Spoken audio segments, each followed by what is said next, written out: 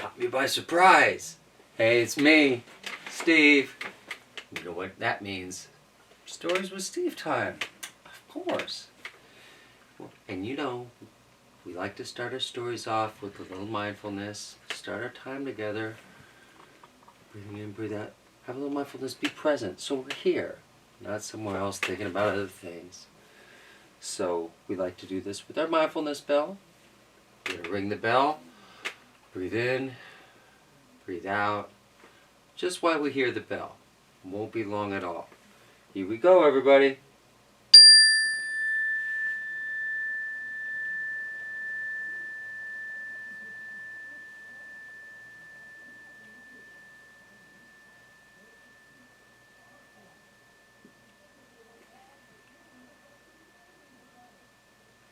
That was nice.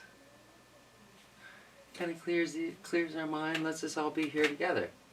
It's good to see you guys. Got kind of chilly today, so I put on the lumberjack sweater. We're all lumberjack and I'm okay. Anyway, we got a good one today. I dug this out of the old Stormy box. Because, you know, books are, until they open the library, we're digging around wherever we can for books.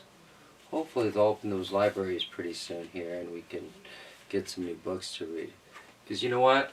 Even after all these changes and stuff, we'll still have some social distancing and we'll still need to get together and have a story. So I think we might keep this going. We'll see how it goes. Today's story is going to be Pumpkin Soup by Helen Cooper. Ooh, it's got a duck and a squirrel and a cat. And they'll have some soup. Pumpkin Soup by Helen Cooper. I almost said Helen Keller. I don't think she wrote any books about pumpkin soup. Look, they got a couple little bugs going, yeah, let's have some soup. Alright, you guys. Look, we got bagpipes. I wonder if she's Scottish. It's to Jemiah Max. Alright, here we go. Oh my. Deep in the woods, there's an old white cabin with pumpkins in the garden. There's a good smell of soup, and at night, with luck, you just might see a bagpiping cat through the window, and a squirrel with a banjo, and a small singing duck. Okay, I'm already going like this. Can you imagine? I'm the banjo squirrel. Oh my gosh. Pumpkin soup, the best you ever tasted, made by the cat who slices up the pumpkin, made by the squirrel who stirs in the water, made by the duck who scoops up a pipkin of salt and tips in just enough. Well, look at that. They're all cooking up their pumpkin soup. So it sounds like it's just pumpkin water and salt, huh? Must be some good pumpkin. They slurp their soup and play their song, then pop off to bed in a quilt stitched together by the cat, embroidered by the squirrel, and filled with fine feathers from the duck. And it's peaceful in the old white cabin. Everyone has his own job to do. Everyone is happy. Or so it seems. What could they not be happy about? They got a fresh duck down comforter, for crying out loud. But one morning the duck woke up early. He tiptoed into the kitchen and smiled at the squirrel's special spoon. Wouldn't it be fine, he murmured, if I could be the head cook? Whack. He drew up a stool, hopped on top, and reached until his beak just touched the tip of the spoon. Ker-plonk! Down it clattered. Then the duck trotted back to the bedroom, held up the spoon, and said, "Whack! Today it's my turn to stir the soup." Duck's like, "I'm tired of the salt job, man. Hook a brother up with the spoon." "That's fine," squeaked the squirrel. I didn't even know that was going to come out. This funny. "Stirring is my job. Give me that back." See, squirrels talk fast because they're always running. You're much too small." Oh, this is the cat. "Meow, you're much too small," snapped the cat. "We'll cook the way we always have." But the duck held on tight until the squirrel tugged with all his might, and whoops! The spoon spun through the air and bopped the cat on the head.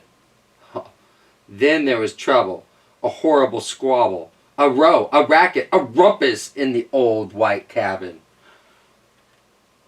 Oh, look, they're like, blickety, blickety, blick. He's all like, ducks are like, cats are like,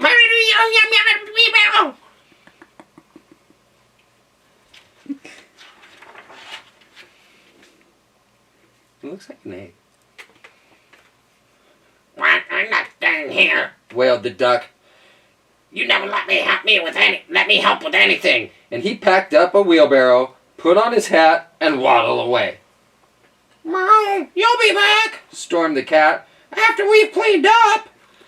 And the squirrel shook his spoon in the air, but the duck didn't come back. Not for breakfast, not even for lunch. Meow, I'll find him, scoffed the cat. He'll be hiding outside. Meow, I bet he's in the pumpkin patch. Look, he's all looking through the pumpkin patch. But the duck was not in the pumpkin patch. They could not find him anywhere. Huh. So they waited all that long afternoon. The cat watched the door. The squirrel paced the floor. That duck will be sorry when he comes home, they muttered. But the duck didn't come home. Not even at soup time. Like, they're all worried. Like, he's all worried. I know why they're worried. Because, you know what? Even though they got in an argument, they still all love each other. The soup wasn't tasty. They'd made it too salty. They didn't feel hungry anyway. They both sobbed over supper, and their tears dripped into the soup and made it even saltier. We should have let him stir the soup, sniffed the squirrel. He was only trying to help, whooped the cat. Let's go and look for him. Oh, look, they're all sad. See, oh, look, the duck had his own little duck chair. And he has little ducks on it. I didn't even notice that the cat has a little cat chair. Well, that's cute. They're sad. They can't find duck. The cat and the squirrel were scared as they wandered down the path in the dark, dark woods. They feared for the duck, all alone with the trees, and the foxes, and the wolves, and the witches, and the bears. But they couldn't find him. That's scary. Uh-oh. On and on they trudged until they reached the edge of a steep, steep cliff. Well, maybe he fell down that, wailed the cat. I'll save him, squeaked the squirrel, and he scrambled on a long, shaky rope. He searched all around on the ground, but he couldn't find the duck. He's all like, what? He's at the end of the rope, and he can't find the duck. Then the cat whispered in a sad little voice, Duck might have found some better friends. He might, sighed the squirrel. Friends would let him help. And then the more they thought about it, as they paddled back, the more they were sure they were right. Look, he thinks he found some new friends that'll let him cook. It was this soup that made Duck famous. How does he do it? They go in thin, they come out fat. Oh yeah, 'cause that soup is where it's at. Duck's kitchen.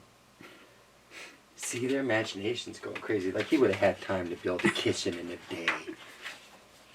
But when they were almost home, they saw a light shining from the old white cabin. It's Duck! They shrieked as they burst through the door. And Duck was so happy to see them. He was also very hungry. And though it was late, they thought they would all make some pumpkin soup! When the duck stirred, the cat and the squirrel didn't say a word. Not even when the duck stirred the soup so fast that it slopped right out of the pot. Not even when the pot got burnt. Then the duck showed the squirrel how to measure out the salt, and the soup was still the best you ever tasted. So once again, it was peaceful in the old white cabin until the duck said, I think I'll pay the bagpipes now. and they're like, no way, Doug, give me back those bagpipes. Did you imagine? Oh my gosh. Come on, calm down though, squirrel. Don't hit him with a spoon, dude. That was kind of cool. That's been so long, I forgot about that. Sometimes I guess we gotta let people do things even when we're uncomfortable letting them do it. I know that. I'm kind of like the cat. It's like, I don't like people. Don't cut the onions. I can cut the onions. All right, you guys. Have a great day. Have a great weekend. And I will see you guys later. Thanks for being here with Stories with Steve. Bye.